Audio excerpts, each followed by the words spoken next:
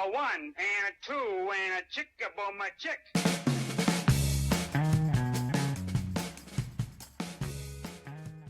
We're a boutique. We're high-end. We care about the process. Cool. But does your website say that or just say you do kitchens and baths? At CGN, they help you show it, not just say it. Because here's the thing. If your website doesn't clearly explain how you work and why that matters, you're just another remodeler with a pretty photo gallery. And that's not how premium clients make decisions. CGN helps remodelers build trust before the first call by guiding potential clients through your unique approach, your values, and what they can expect. They specialize in generating online referral quality leads with marketing that you'll be proud to show off. If you're tired of hearing, we went with someone cheaper, go to contractorgrowthnetwork.com where your process becomes your competitive edge. Heard? Maybe Cassie, the podcast producer, is going to leave that in because Savannah and Cassie and I, before we clicked the record button, we were talking about communication. And one thing that I love that Cassie does is she has sometimes when I say, hey, Cassie, could you do the following? She just goes, heard, which is like a restaurant lingo. And I love it. I feel so empowered and I feel so like, oh, we're on the same team and we're hustling and bustling.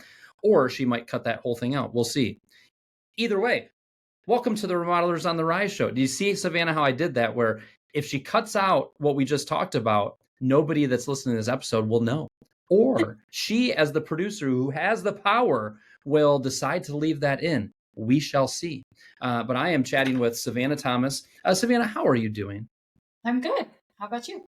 I'm doing well as well. I think it's fall up here in Michigan. I'm guessing it's getting a little cooler down south down there. And it is a pleasure to have you on the podcast. Savannah's been on the podcast another time, and she was also one of our lovely sponsors of the first annual Rise conference back in the summer.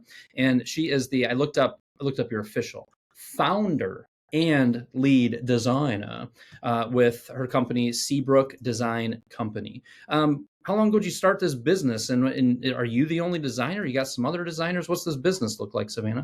Yeah, we are 4.5 years old. So we were born in May of 2021. So getting on up there. Started obviously as just myself, part-time, hoping this thing turned into something. And now we are a team of 5, including myself. So. Uh-oh, you're adding one person every year. Yeah, it seems. Well, we made the bold leap to add 2 people on this summer. I thought I was hiring for 1, ended up hiring 2, and it's been a perfect fit.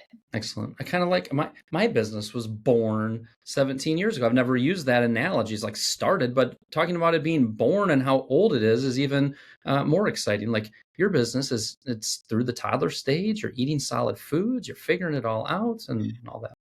Yeah, I mean, it was my first baby, so it's very near and dear to me, and I'm thankful to be through the toddler stage with it because I have a toddler at home, so I couldn't deal with both at the same time.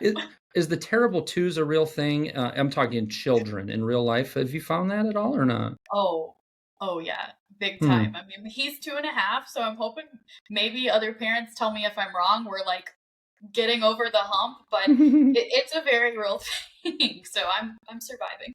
I'm just not gonna say anything. We went through it. We had off air. I will tell you what we refer to the 3s as, but you might be like, oh, is he gonna say fantastic 3s? What's he gonna say? I'll tell you afterwards. I've got a lot to look forward to. Depends on every kid, of course. All good. So Savannah has worked with a lot of my Remodelers on the Rise clients and remodelers over the years. I think Peter Rainey, one of the owners of Rainey Blair Weidman and also a Remodelers on the Rise peer group coach. I think he initially introduced us. And then I think as I kind of look over the years, I'm like, oh yeah, we referred you to Jake with Revive Properties and them. So there's a lot of similar clients that we have and that you have. And tell everybody before we kind of get into today's topic, what you guys actually do. Yeah, absolutely. So we are a virtual design and drafting firm. So we work all over the United States. We are geared to the trade. So our clientele is going to be, design build firms, designers, builders, etc. And we are responsible for some design work depending on the client relationship, but mostly drafting, construction drawings, things of that nature.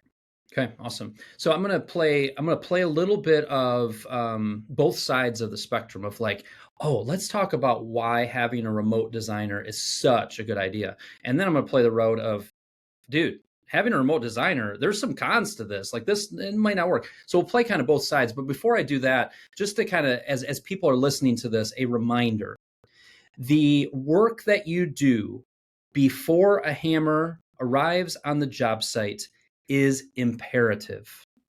The more that we can be detailed and specific in all of the design work, in the detailed scope of work, in getting fixed prices from our trade partners, in through studying our previous job costing and our estimating system, making sure our in-house labor and the hours and the numbers and the full labor burden are accurate, making sure that our selections are done and ordered and going to be there on time. That upfront design and project development work, remodelers listening to this, is imperative. I can guarantee if you have a production field that is constantly under fire, constantly has this fire you're putting out, that fire you're putting out, I can trace the majority, not all of it. This is remodeling. You open up walls, you see things, etc. Things happen, delays happen. Fair enough. Majority can be traced back to poor detail in design and planning, poor handoff in pre-construction, handoff from sales to design. So I cannot emphasize enough. I've been coaching. My business was born 17 plus years ago. I know this because my actual second baby was born when I started my business. Her name's Piper. She's a senior. She's lovely. Savannah, she just got a nose ring. Ooh, this is breaking news, actually. I don't know when this, I'll get back to that whole impassioned thing I was doing in a second. Can I tell you about the nose ring thing? Tell me about the nose ring.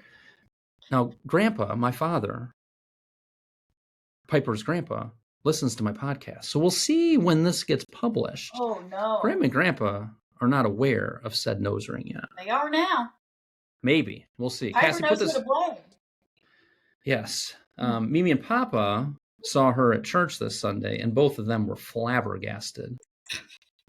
Our dear Piper, though, has been asking about it for a long time. She is very mature for her age. She is very thoughtful and organized.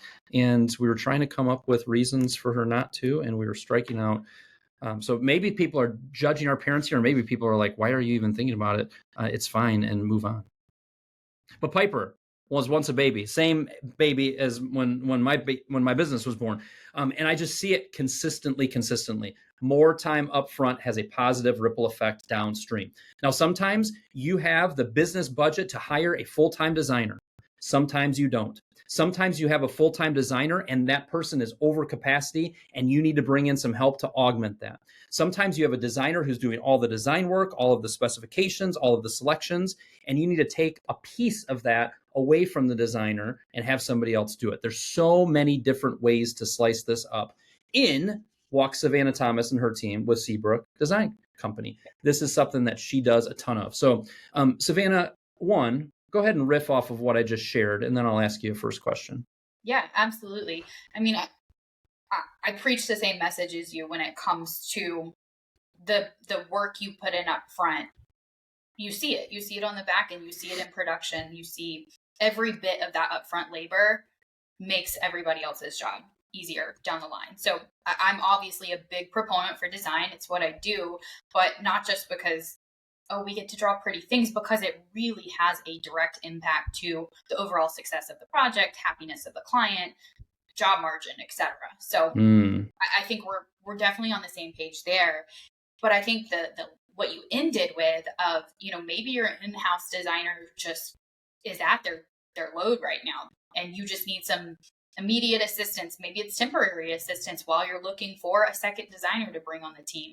Maybe you're a smaller company and you can't afford the overhead of a full-time designer. So we need something on an as-needed basis. I think that for me is one of the biggest pros of what Seabrook does is we step in where we're needed, when we're needed. We don't Mm. have to be a long-term solution. We don't have to be the complete solution. We can be. We have some companies, we are their only design and drafting resource, and we love that. We get to be more directly involved with their clients, but we don't have to be. We can fit into the role that you need us in that moment, and really cater our services to everybody's unique needs. That's good. And to riff back on what you said, like all that planning up front, happier client, protecting your gross profit margin, extremely important. Things going smoother, keeping things on schedule and on budget. A project that gets done in 2 months is more profitable from an overhead allocation, net profit standpoint than a project that takes 3 months. There's so many reasons. You need to be a remodeler who's continually working on more and more and more details up front. And oftentimes that means you have to charge for it. You should join the VIP club and learn how to charge for design and project development. Side note. That was like a commercial. All right. So Savannah, if I'm new to this whole, okay, I'm working with a designer that's not in my state. They are totally remote. What type of information, how does that work? And what information do you need? And how does that whole thing kind of work smoothly? Let's kind of unveil that a little bit. Yeah, absolutely. I mean, I think the biggest hesitancy people have about this is the distance. I mean, wow, that's a strange concept. How do you design when you're nowhere near me? I think 2020 really made this possible for us. I don't think this concept would have not worked. 2020 the software company, No, but 2020 the epic. We do have that if you need cabinet plans, but fair enough. That was my but 2020 the global pandemic. Yeah, I think it just really made the world more open to what can be done via the internet. In-person meetings obviously dropped because we realized that we are able to effectively and efficiently communicate just like this. So for one, I just think communication, I that's my message, is we can build this partnership when we have really good communication. So that's step number one. But as far as actual resources, I mean, technology also has really helped to develop this concept. So Canvas, Render, any of those programs that are able to kind of help gather that as-built information and transfer. We use Chief Architect, so that's all of our design and drafting is done in Chief Architect, except for if you need cabinet plans in 2020. But I think gathering that as-built data, whether it's done electronically through one of those programs, whether you're still sketching it out on graph paper and sending it to us, no matter how you get it, that is obviously knowing what we're starting with is the biggest, first step. So Canvas, canvas.io is a software there, and then Render, RENDR, are the two that you just mentioned there. And would you say a lot of the folks are using those types of things, and that's getting you a pretty solid, accurate as-built to work off of? I would say about 90% of our as-built are coming from some sort of software like that. Another good one, if you're working on an exterior project, would be Hover, Hover. Another great one when we're drawing additions or porches or things of that nature. Gives us a lot of information. We have to draft that one from scratch, but still great information. So I think that's key. Existing photos are another thing that you're just laying the land. What would we see if we were there? Well, we would gather dimensions. We would know what the space looks like. We would know how the space we're working in connects to the remainder of the home, so we understand the flow. So there's those technical aspects, but I think another really important one that sometimes when I start asking these questions in my meeting, people start to question me a little is, I want to know the dynamic of the homeowner, the family. Like, give me the backstory, because I feel like, now, if you're just asking me to draft and you've got an in-house designer feeding me information and, they're calling the shots and I'm just executing, sure, I don't have to know all of that. But if we're responsible for the drafting and the design side of it, I want to know, do they have a dog? Do they have young kids? So I start to get really personal in my questions, because I think it makes a big impact on how we think through the design process. And a lot of people are getting you the scan and then just kind of saying, hey, we took some photos of the space to give you a feel for that flow and everything. We got all these photos here. And then you usually would set up a meeting with the remodeler, like via Zoom, to just go through it and talk through everything. Yep. So I'll ask you to just send me everything you've got via email. Ahead of time is great. Some people do it while we're in the meeting, and that's okay too. But just the more I can, I mean, it's okay, but it's a little annoying. 5P, proper preparation prevents poor performance. Let's get it ahead of time. It does. It helps me know what questions to ask. It helps me make the most, which is another thing. There you go. And I mean, this is that's true. And that's true in all aspects of working with someone in a virtual capacity. Preparation on both ends is going to make a really big impact, just like communication, to how we're able to partner together. So I get all that information. I can come to the table prepared with questions, and we'll have about a 30-minute just initial project review meeting where we're talking about the project from a whole, like what is the goal from a construction aspect, and back that out into what is the goal from a design drafting deliverables aspect. What are you asking of us? What do you want to see? Do you want a selection sheet where we spell out tile quantities, hardware count, or are we getting to that level of detail, or are you just wanting a schematic floor plan and then you'll take it from there? So just laying the path forward for how we're going to work together on a project to project basis. Okay. And then what are the different phases? So you got schematic drawings, you can do full selection sheet. What are other common things that you're doing? Yeah, so I've been talking more about design as a process lately as opposed to individual phases. So for me, we've been calling it plan, bid, build. That's the development that we take the drawing set through. We start at that schematic level, which for us is the plan phase, what can be done. And then obviously, hopefully, in the middle there, we need a bid set. We need enough dimensions, enough information to be able to get our trades out there to accurately bid these projects. So that's kind of your middle of the road development that we're at, with really getting more detailed with cabinet plans. So maybe we're working on our cabinet quotes, our countertop quotes, and an electrical plan. That information is there. And then once those trades have been out, given their feedback, they're the experts, obviously, in their own industries, and we want to hear their feedback, we can create the construction drawings, the build set that has all the notes, all the data, everything that gives us that complete set to go out in the field. So really just working through the phases of drawing development. And then, there's the whole design side on top of this of selection sheets, mood boards, 3D renderings, which homeowners tend to really love. Wait, they like those? Yeah, HGTV. I mean, they feel like they're on it at that point. Hey, it's Kyle here. Real quick before we dive back in. If you're tired of guessing what your marketing should look like next year, it's time to listen up, please. Our friends over at Contractor Growth Network are hosting a free live webinar on Thursday, December 11th at 2:00 p.m. Eastern Time. It's called Build Your Remodeling Company's 2026 Marketing Playbook. It's built for established remodelers who want to stop throwing money at random tactics and instead build a real strategy, starting with who you serve, not just what you sell. If you want clarity heading into 2026, grab your free seat at contractorgrowthnetwork.com/playbook. Again, that's contractorgrowthnetwork.com/playbook. It's happening on December 11th at 2:00 Eastern. Sign up. All right, back to the episode. I like that. I like that phrase. So, sometimes you'll work with somebody and just do the plan part. Sometimes you'll get into the bid part. Give me the electrical drawing for this, plumbing drawing for that. And then sometimes you're going the full side of doing the full construction drawings. Or other times you might get the initial design and plan done, and then that gets handed off to somebody they have in-house, or vice versa. Yeah. Right. Exactly. And that's where communication, again, we're able to partner in that capacity where we don't have to be part of the entire process, as long as we're able to kind of have that connection and resources with an in-house team. Because sometimes it is that, hey, just get this started. I can finish it, but I don't have time this week to start it. Can you? Yeah, absolutely. Or get it to this point and hand it back to me. I'll wrap it up. Sure. Yeah. I don't, this might be, if people are listening, other than we're having a little bit of fun and we're getting some clarity here. Some people might be like, well, this is almost like a little bit of a commercial for Seabrook. If it is, so be it, first of all, because I've referred Savannah and her team out a lot, and they have delivered for a lot of my clients.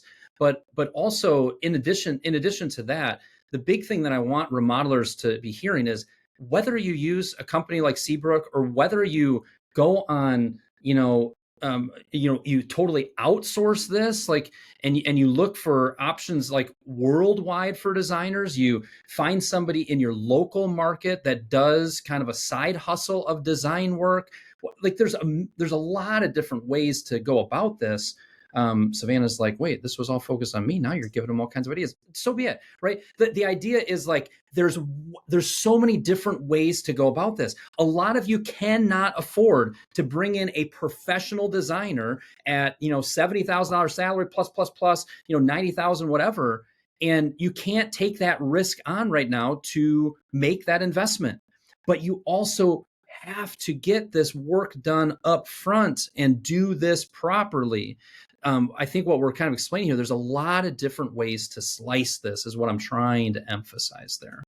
Yeah. And I mean, I think the detail, say we are involved, the detail of our drawings, I mean, we can have that upfront communication. I understand we work with some people maybe in more rural areas where the budget just isn't there to really get the designs as developed as maybe some other clients.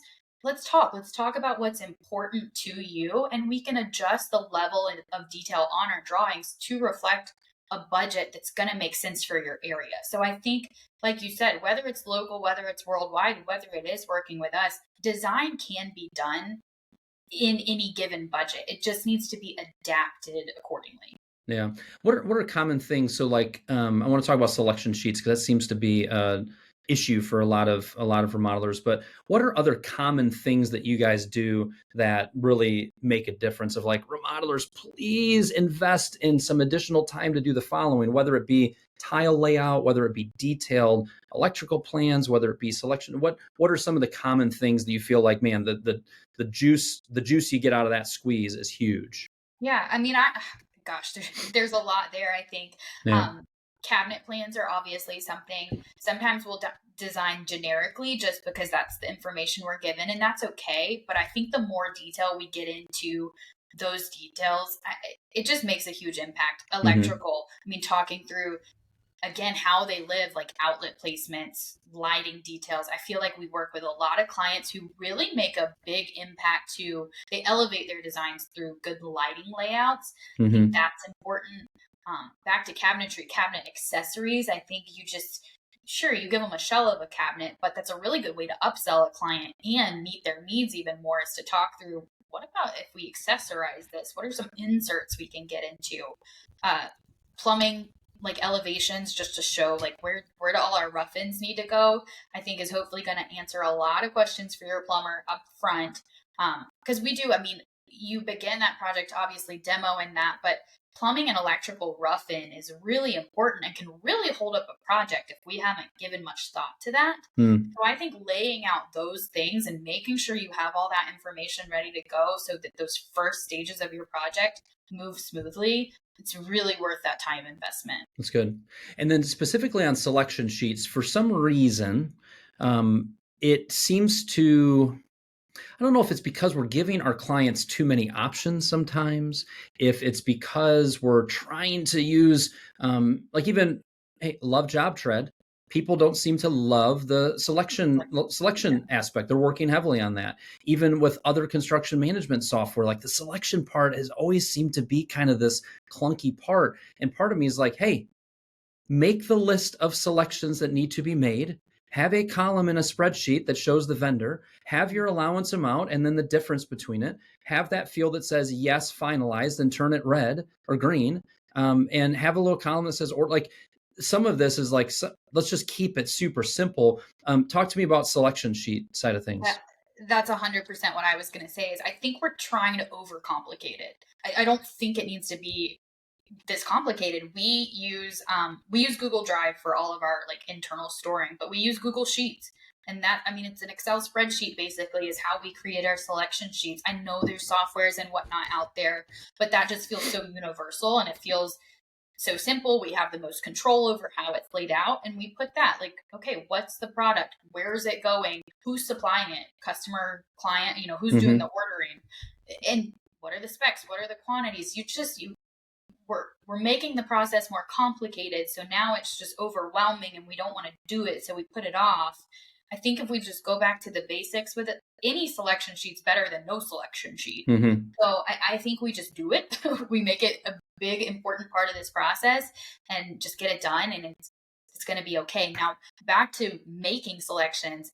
I think what the beauty of doing these digital virtual selection process is we give them mood boards, design boards, whatever you want to call them, where they're not just going into a showroom and seeing everything out there. We're kind of gathering that information about what they like, what their style is, and giving them, we're not just saying, here's your tile, I hope you like it. We're giving them maybe a couple, 3 options, and then getting their feedback from there. So I think even if you have a local designer and you make in-person selections, I think there is such value in doing something digital first, doing a digital board first, just to narrow down that funnel before you expose them to the world of possibility.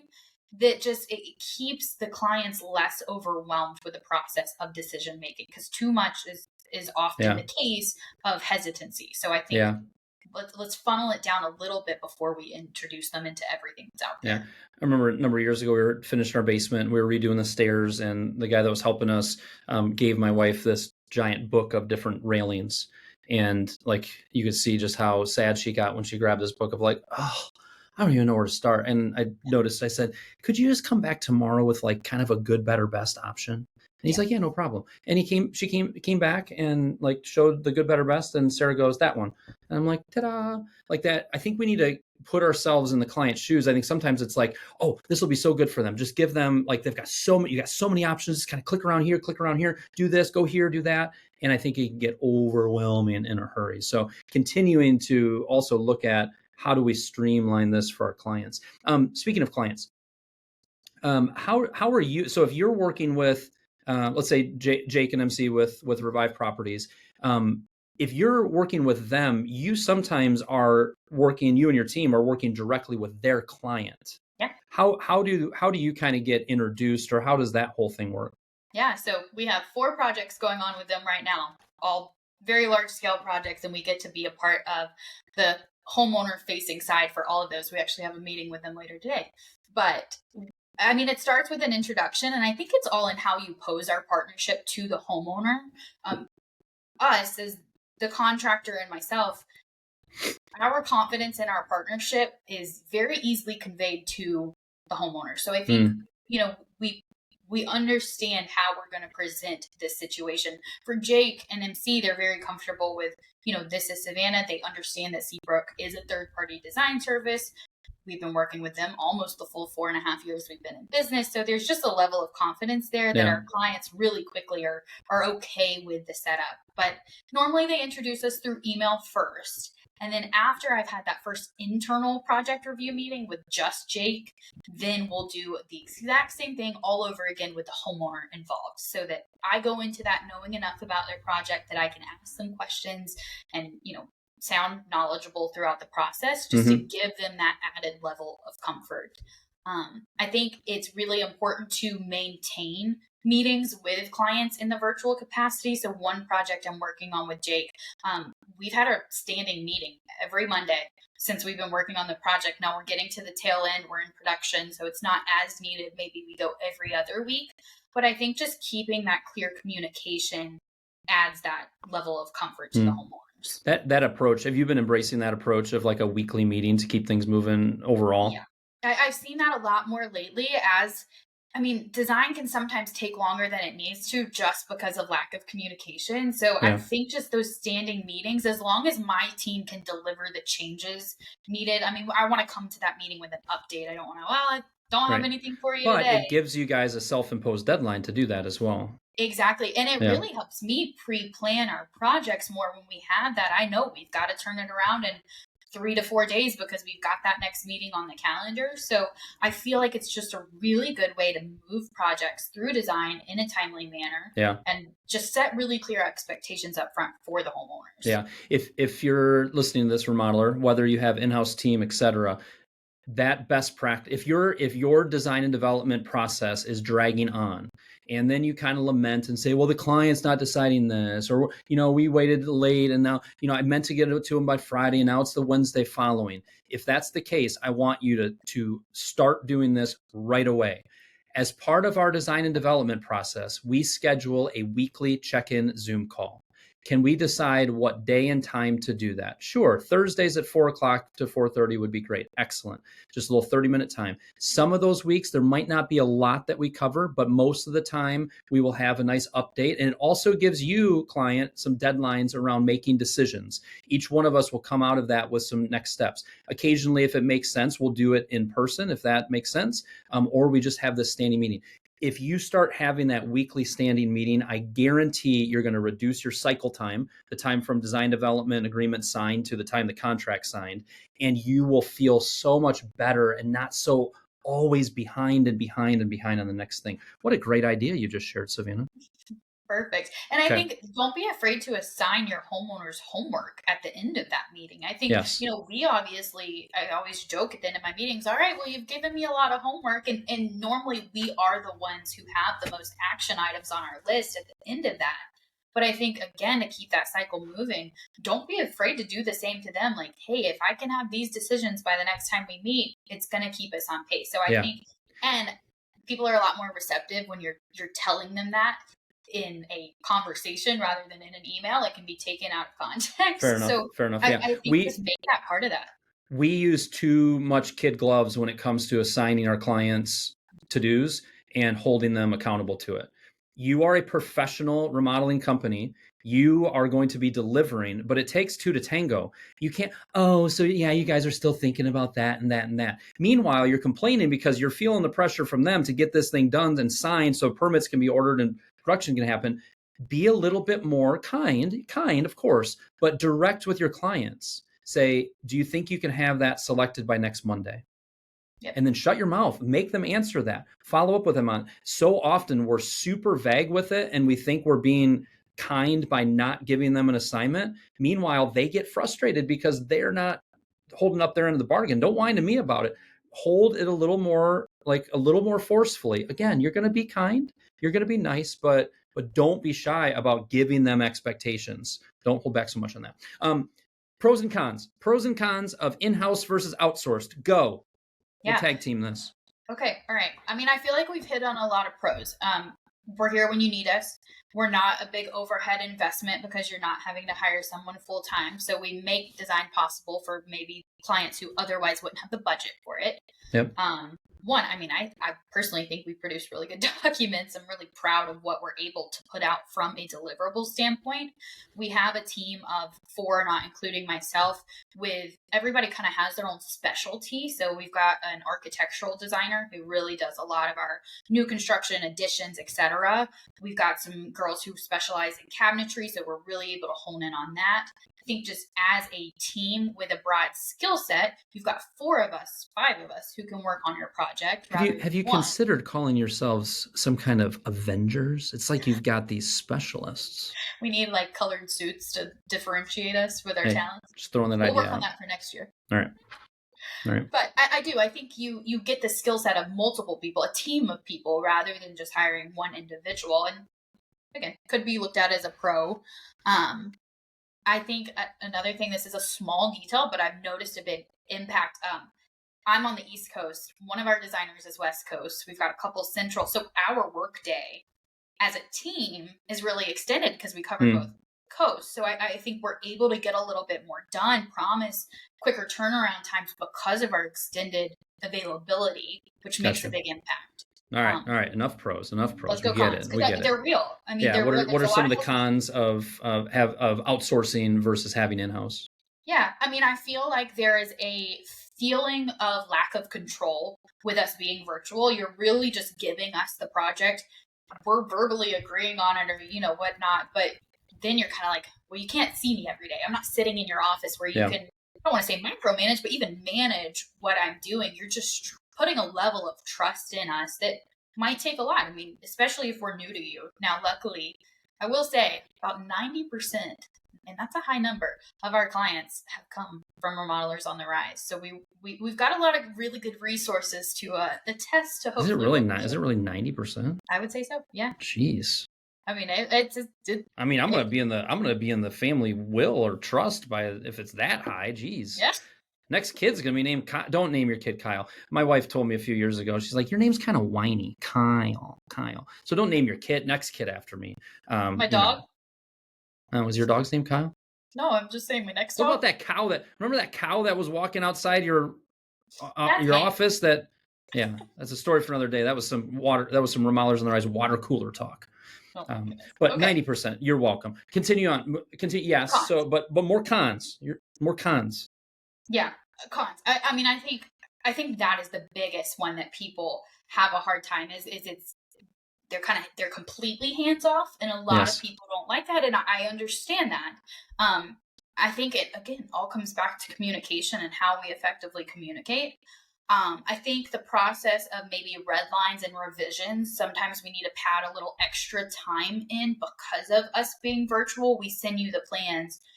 You have to take time on your end to redline them. You're not seeing them throughout the process necessarily. Yeah. Now, again, that weekly check-in could combat that. We could have that if it is a project takes longer, where you are seeing kind of a status update to make sure you're happy with it.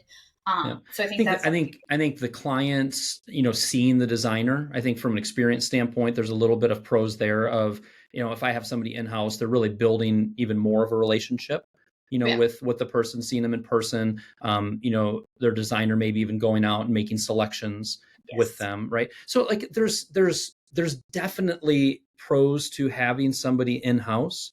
And there's definitely pros to having somebody not in-house from a risk standpoint, from an overhead standpoint. I think the other way that remodelers could look at this is that as you're building your remodeling company, there's a lot of companies who have built up their remodeling company and they're very, very trade partner heavy. Mm-hmm. And they have just a handful of in-house team members. There's other remodelers who have gone very heavy with in-house team members and very little when it comes to trade partners. And everybody can kind of decide this of, I used to do in-house tile and drywall and framing. Now we have, trade partners that take care of this and this and this. There's pros and cons to that as well. It's very similar on the design side. So more one of the things, and I think we've accomplished this, is to just think creatively, remodelers. Like there's so many different ways to be wise with our overhead, to think through, how do we get our work done effectively? And I think for a lot of people listening to this, you have somebody in-house, they're excellent, and they are fully at capacity. What are some things you could take off their plate to hand to, an outsourced solution? That could be just like the full project. All right, you're doing this one, and Savannah's team is doing this one and this one. There's a lot of ways to slice it. Get creative. I think selections is the biggest hesitancy that people have, like that part of the process. People want to see, touch, and feel. So selections virtually is one of the things most people are like, how do you even manage this? Yeah. For us, we get a list from you of who your local vendors are that you like to work from, your countertop fabricator, etc. And we will just make contact with that company. I think back to Jake again, like I can tell you his tile guys. Shout out Jake and MC. I can tell you their countertop fabricator. We'll just communicate with them directly a lot of times so that we have some form of boots on the ground. But I will also say, I'm thinking now of Superior Home, a great way to kind of combine virtual and in person is they have a selections coordinator. That may not be her official title, but they have her on staff who is the face to the client, who walks through, presents our designs, walks them through the selections, but we just do all the back end drafting for them. So I think shout out Randy and Callan. Yep. Love them. And Jenny, their designer. Me and Jenny joke like we're just best friends who've never met, because same thing. We've been working for them about 4 years now. I just need to make a trip out to Texas. Just squeeze that in, will you? Yeah. Great. Put your cowboy boots on and get on a plane. Yeah. Good. Hey, I'm from Georgia. I own cowboy boots. Do you? Yeah. How many pairs? Farm. You got like actual cowboy boots, not like pretend cowboy boots. I mean, you gotta have both. You gotta have your church boots and your work boots. If that didn't sound Southern, I don't know what did right there. Yeah. I don't. It may shock you up here in Michigan. I don't own any cowboy boots. I wonder. Well, you said that, but you're not. You're just fibbing. You're not actually going to send them. Yeah, I was going to say, don't. I mean, 90% of my clients from you. Maybe I do owe you some cowboy. I saw. There you go. I saw. I think it was when I was scrolling the other night. There was a Curb Your Enthusiasm clip that popped up, and I think Larry David's character, or is it just Larry David? I don't know if it's his character. I see clips. I've never watched the show. And he's like, you let me know if your sister ever needs anything, I'm here for you. And he responds back, he goes, you know what? she needs somebody to go and visit with her at 2:00 today. And he's like, you actually thought I was serious? I wasn't serious. I was just being nice. So when you said, I'm going to send you cowboy boots, I'm like, I don't think you're serious. I think you were just being nice. I don't need any Tell me your shoe size after this. We'll talk. See, even that, if you were like, if you email it to me, I will send them, but then it's just, we're going to talk. Like, this is just so drug. I actually don't want cowboy boots. I don't think are they comfortable? I mean, it depends on what you get and how often. Some people say they are super comfortable once you've broken them in. I'm not kidding. I have church boots. They're very comfortable. I can wear them anything. You know what I want? I want a Seabrook Design Co. hat is what I want. I'm a hat guy. My dad just said that. I'm trying to convince him to do some personal work for me. And he goes, he saw a job check hat. Actually, funny. And he said that, he goes, you might could entice me if you got me a hat. I'm like, all right. Okay. Well, there's two reasons right there. Go assign this to somebody else. You got a team, and get Dad and myself, be your husband one, get a couple other guys in your life one, or the ladies might like them too, and send me a hat. That's what I would like for referring all of those clients. That's it. That's all. I'll work on it. A simple man. I don't need much. Okay. You got to make it a hat of the week on Instagram one week. And I expect to see it in some podcast interviews once I get it to you. That's fine. But again, sometimes if somebody refers 90% of your clients, you just get them a gift with no strings attached. The hat of the week. The hat of the week cannot be purchased. Okay. That is an honor that I offer every week, but I cannot be purchased. That is not that is just something I feel. The hat of the week. I record the hat of the week. I do not do that for the retail price of $599. I think we've gotten off topic. Yes, but that is how we like to wrap up these episodes. Savannah, you did a fine job of explaining the process. I think we did a really good job of getting remodelers thinking as well. But if they would like to hear more about you and your company, where do they go and what do they do? Yeah. Go to SeabrookDesignCo.com. And I want to say we spent a lot of time updating this website prior to being at the RISE conference. So we've got a really good question and answer section on that website that I put a lot of thought into. So if you've got any questions about how this could possibly work for you, visit us there. Look through that. You'll see a lot about our team, what we're able to offer. So really proud of that new website we have out. We are also on Instagram at Seabrook Design Co. as well. You said you were getting into Instagram. Have you been pretty good with content there? I was really, really good coming off the RISE conference. I'm like, I'm going to do this. And then I'm like, man, I'm really busy at work. Like, something's got to give. And unfortunately, Instagram for me is the thing. It'll be back. It'll be back. Cool. We'll you were creating some great content. It was a pleasure. Thank you so much. Yeah, thanks. See ya.